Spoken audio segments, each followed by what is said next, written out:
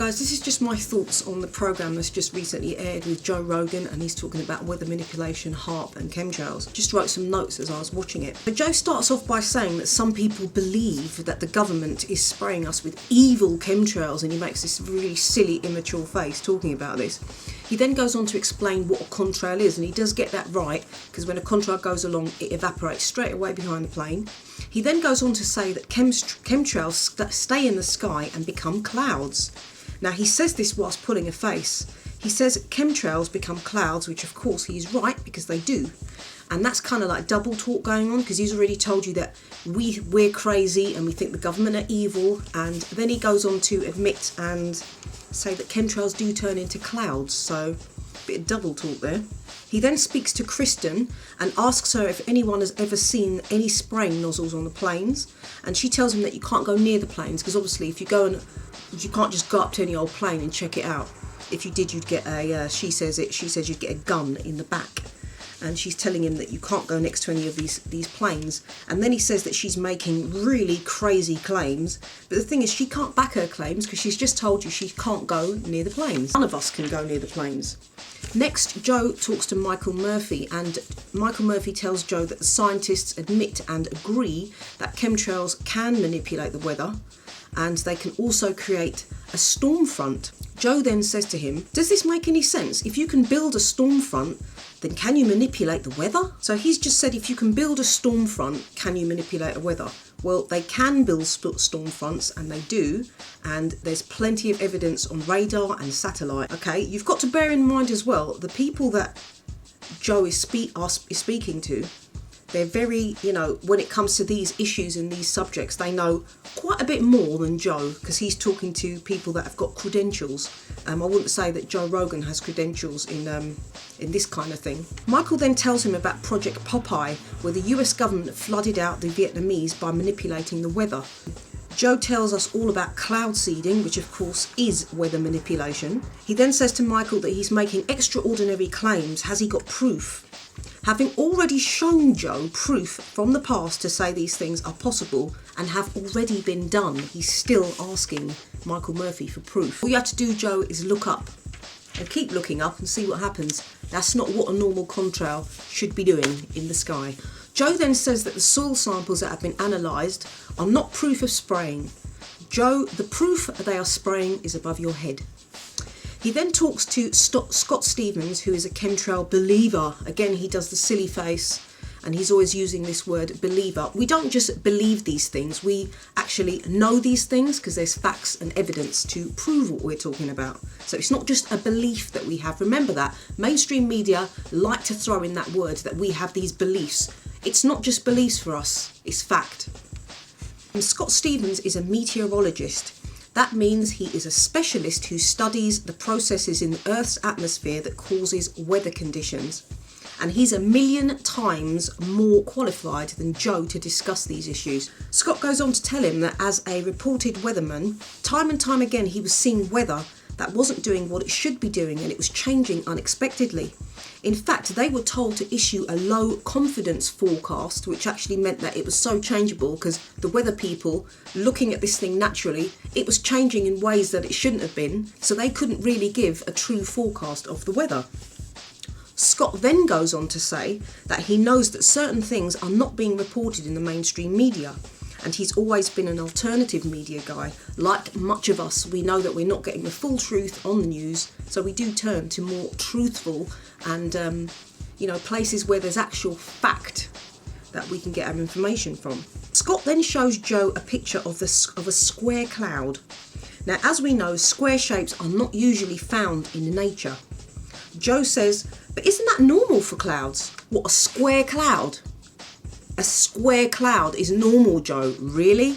So to Joe, I'd like to say to you, please email me a picture of a square cloud when you next see one, because obviously if they're so normal and regular, you'll be able to email me that picture today. So I look forward to receiving a square cloud from Joe Rogan there. Scott then goes on to talk about zombie storms and Nibiru, which in my honest opinion, I think was a big mistake.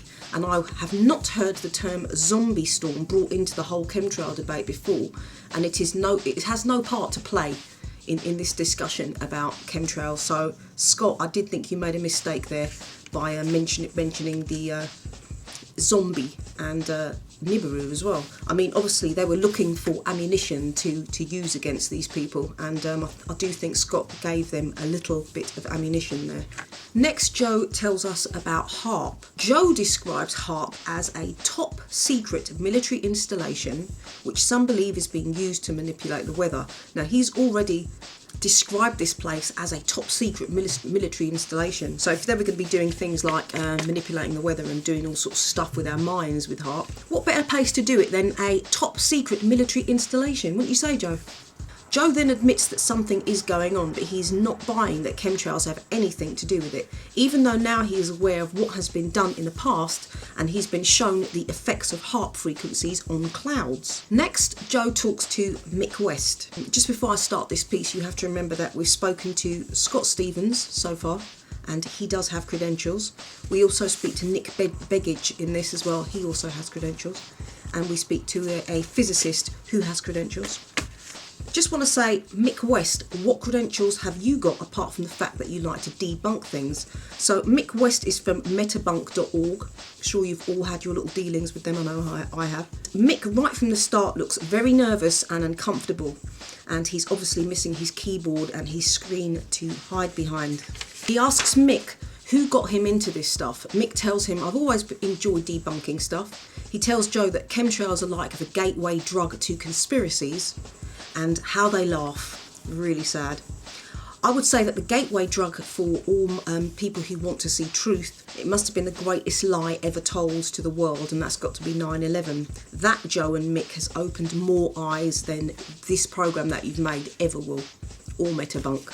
Mick says it's impossible to make a mile-long trail by spraying powder. Well, I'd like to say to Mick then, how come we are filming extremely long trails that go from horizon to horizon? And that's much longer than a mile. People are filming them, people are photographing them. So Mick has already told us himself that it's impossible for that to happen. But it is happening, because we see it. Mick says that chemtrails trigger off a cloud that was all ready to be made. But hang on, didn't you just say that chemtrails didn't exist? Now you're telling me that these chemtrails are setting off clouds that were already ready to be made. Which is it? See what I'm saying with all the double talk? And also you can tell Mick doesn't really know what he's talking about, and he's really out of his depth here. We're then shown some pictures, and we're told that they're 100 years old by Mick West of Metabunk. First of all, we're given no proof of this. There's absolutely no proof at all. The pictures are in black and white, which can easily be done. And it looks just like the pictures we are taking now, which are affected by HAARP. And you can see the frequencies going through the clouds, and it sort of separates it. These are pictures we are gathering now, not from 100 years ago. And also 100 years ago, there was no HAARP. So I would like to see some proof that those pictures are 100 years old. Mick says that if the military was spraying, we would be able to get high resolution pictures to prove it. He also says that just because there are patents to say HAARP can cause earthquakes, it doesn't really mean anything. Seriously? So there's patents proving what HAARP can do, and Mick West of Metabunk is saying, oh, don't worry about the patents, don't worry about the proof, don't look at the fact. You know, it doesn't mean anything. That's what Metabunk is telling us. Joe then says that our fears of HAARP and what they can do are just based on ignorance. Just being told by Mick West that there are patents that show how HAARP can cause earthquakes. So who's really looking ignorant here? Joe then speaks to Nick Begich, and he's the author of the book Angels Don't Play This HAARP. He's a very intelligent man, he's a doctor, and he's obviously got a lot more right to be there than Mick West to have this debate on this subject. But obviously if Mick West and Nick Begich got together in this show, there wouldn't have been much of a show left, because I think Nick Begich would have probably tore him in half. So Nick tells Joe about HAARP and the dangers and the links to DARPA, and Joe rightly seems genuinely concerned. Nick explains how HAARP affects the weather and what it can do. Nick says there are no scientists in Congress, and there is no one there to evaluate in the closed secret hearings. They can't take notes, and they can't take in expertise. He says it's like putting a kindergarten student in college and expecting them to figure it out. We have got the wrong people making the big decisions that affect all of us on this planet. The truth was too much for Joe. and he was just really freaked out by that. Joe takes some recordings made by residents in Windsor to Woody Norris. Now, Woody Norris has worked for DARPA, and he's also worked for the NSA, and he's been studying HAARP and the effects of HAARP and skyquakes as well. Woody says that what conspiracy theorists say about HAARP is within the realms of possibility. Now, this is coming from someone who's worked for, you know, a place that he's going to probably know a little bit more than Joe Rogan, and he's going to know a hell of a lot more than Mick West. He also tells us that HAARP puts out 3 million watts. He says that this is what HAARP publishes their power output to be. Now, what he's doing here is he's implying that it's probably a lot more than 3 billion watts. Now, just to give you a reference, in here he says the most powerful radio station puts out around 50,000 watts. So HAARP is putting out 3 million watts. Woody then goes on to say that the sounds that people in Windsor are hearing can only be HAARP. Joe then asks Woody if you could cause an earthquake with HAARP. Woody says if you could get enough intensity, probably. Joe looks as if he's going to pass out by this time. Joe then asks Woody, so to get the sound you need that sort of intensity, and he asks Woody if you can think of any other method that would produce this, and Woody says no. Now, Joe looks as if he wants to be sick at this point, because the facts and evidence about HAARP is mounting up, and you know, the guy's face is just a picture actually. Bear in mind that all the people that Joe has spoken to have been very educated people in this field, apart from, like I said, Mick West from Metabunk. Next we meet Brooke Agnew, and he's a physicist. He shows us an experiment of how it is possible to move atmosphere using only 2 kilowatts of power. Now, Mick West comes in on the experiment. Mick West tells us he does not think that HAARP has the power to change weather. Now, we've already been told that HAARP publicised that they can output 3 million watts. So in this experiment, 2 kilowatts are being used. Expert Woody Norris has studied HAARP and has worked for DARPA. He stated that HAARP does have the power to change weather and cause earthquakes. Dr. Nick Begich and Scott Stevens agree with him. Mick West has no credentials or experience in this field at all, so obviously he does not understand the principle of the experiment. So himself and Joe say that things cannot be done, therefore based on this experiment. Mick West once again looks nervous and out of his depth. Both of them did not understand the experiment. Joe Rogan admits he is no scientist. Really. Joe now speaks to Billy Hayes. Billy worked for HAARP. He explains to Joe how everything was compartmentalised and they never really knew what HAARP was for or what they were doing. In fact, the people who worked there were told that they were soldiers and they were doing this for their family and they were doing it for God and they were doing it for the good of their country. Billy says that they were all lied to. The next part of the interview with Billy looks very edited. I don't think that we saw the full truth of that interview or what was really said. Billy does admit that the weather is manipulated and HAARP can cause earthquakes. Billy also states that the ionosphere has been destroyed by HAARP. Joe goes on to say that chemtrails look like clouds because they are clouds. Chemtrails people are real. They are well documented and talked about by geoengineers, and scientists admit that they do affect our weather. The climate change that we hear so much about is caused by chemtrails and HAARP. And it's also mind manipulation that it's used for. Not a lot of people talk about this, but the frequencies put out by HAARP, and I know DARPA like to do their little experiments. HAARP can also affect the mind, and to Joe, it was a disgusting program full of propaganda and doublespeak, and I found the program appalling.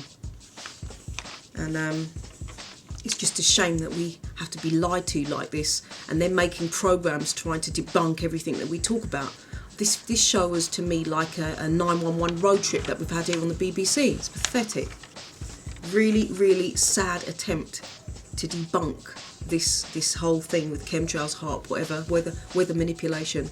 And I think it was a sad attempt to debunk it, because instead of debunking it, you actually brought us even more evidence, and it kept getting proved time and time again, and Joe's face told us all what we actually really needed to know. Peace out.